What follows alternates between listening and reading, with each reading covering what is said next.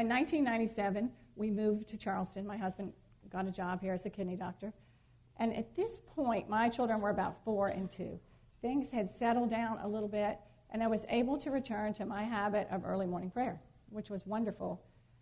And it ended up saving my life in a very surprising way. Skin cancer runs in my family. And so every 6 months, I have to go to the dermatologist and let her look at all of the moles and freckles and make sure that she doesn't see any skin cancer. So this was 1998. I had just been to see Dr. Perrin Lang at the Medical University. He checked me out and he said, "You look great. I don't even have to cut anything off." Now that was a pretty big deal because I've had about 30 places cut off during my lifetime, and I'm sure I'll have 30 more before I end it. So this was good news for me. This was on a Monday. We were having a dinner party that weekend. So in addition to all my household duties, I was really busy and preoccupied with the dinner party. But I still stuck to my prayer ritual. So Tuesday morning when I got up to pray, I went through my whole quiet time, and at the end of the quiet time, I like to leave a little bit of silence for God to actually talk to me. This is what God said. "You need to go back to the skin doctor." Well, what does that mean? I had just been, and he had given me a perfect bill of health.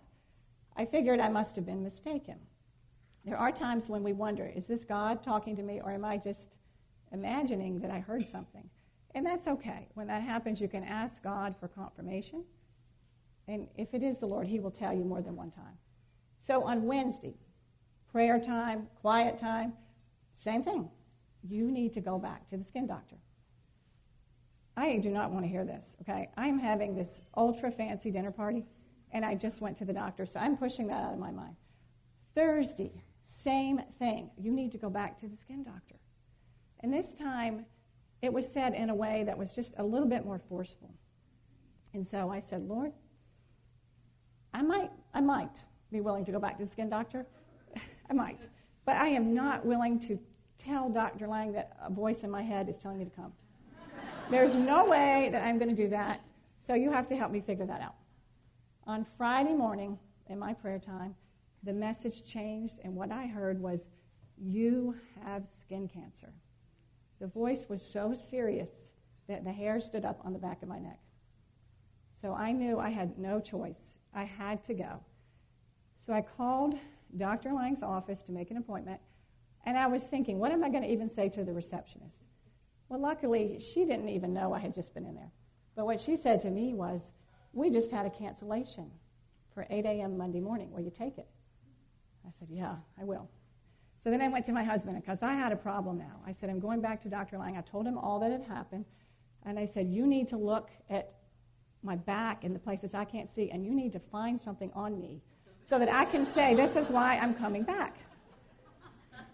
So right before I went in that morning, Sam looks me over and he goes, "Really, you look fine. You look fine. But if you have to say something, there's a little spot above your right shoulder." I said, "Great. Okay, I got what I need." So I go in, Dr. Lang's office. He's looking at me like, "Didn't I just see you? Didn't I just say you were good for 6 months?" Yeah. But you know what? My husband wants you to look at this place on my right shoulder.